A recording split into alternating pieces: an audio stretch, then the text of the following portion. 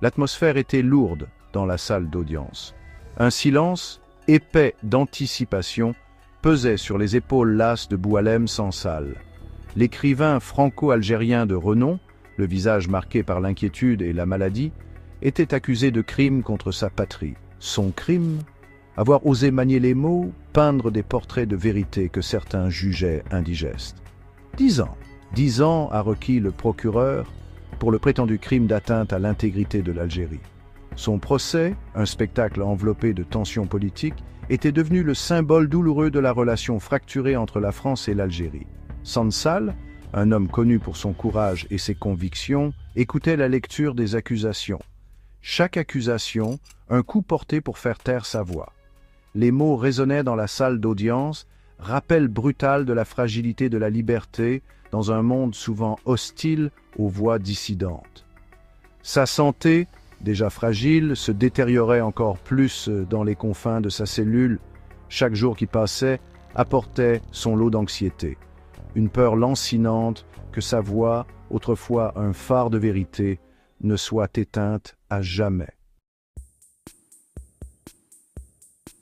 De l'autre côté de la Méditerranée, dans les ors du pouvoir à Paris, un plaidoyer a retenti. Le président français Emmanuel Macron, la voix teintée d'inquiétude, a lancé un appel direct au président algérien Abdelmajid Tebboune. La requête était simple mais lourde de sens, libérer Boualem Sansal. L'appel de Macron n'était pas seulement pour la libération d'un seul écrivain, mais pour l'âme même de la liberté d'expression. C'était un plaidoyer né d'une histoire commune, une toile complexe de colonialisme et de ressentiment qui continuait de projeter une longue ombre sur la relation entre les deux nations. Le poids de l'histoire planait dans l'air.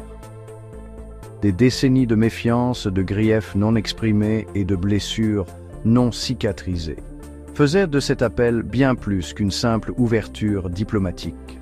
Le sort de Boualem Sansal était devenu une épreuve décisive pour la relation entre la France et l'Algérie. Pourrait-il dépasser les récriminations du passé?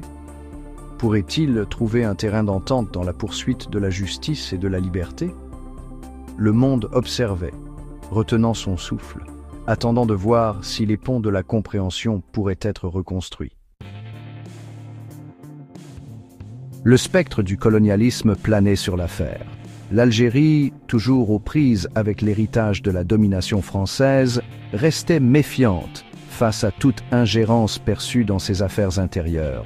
La France, quant à elle, peinait à concilier son passé colonial avec son engagement actuel envers les valeurs démocratiques. Pris entre deux feux dans ce jeu d'échecs géopolitiques complexes, se trouvait Boualem Sansal, son destin suspendu de manière précaire.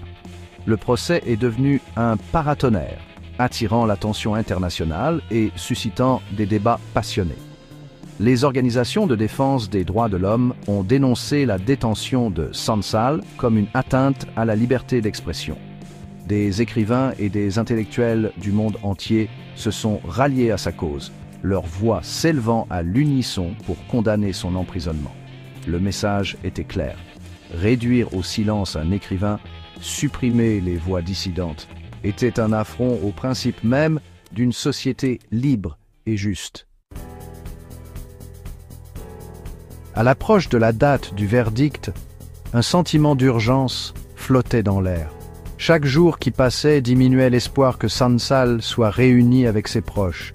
Le monde retenait son souffle, attendant, priant, pour une lueur de compassion, une flamme de justice pour percer l'obscurité. Le plaidoyer de Macron, une tentative désespérée de combler le fossé entre les deux nations, restait sans réponse. Le sort de Boualem Sansal, un écrivain qui avait osé dire la vérité au pouvoir, était en suspens. Sa voix serait-elle réduite au silence à jamais ou s'élèverait-elle à nouveau plus forte et plus déterminée que jamais? Le monde observait, attendait et espérait. Merci de bien vouloir activer la cloche et de cliquer sur j'aime.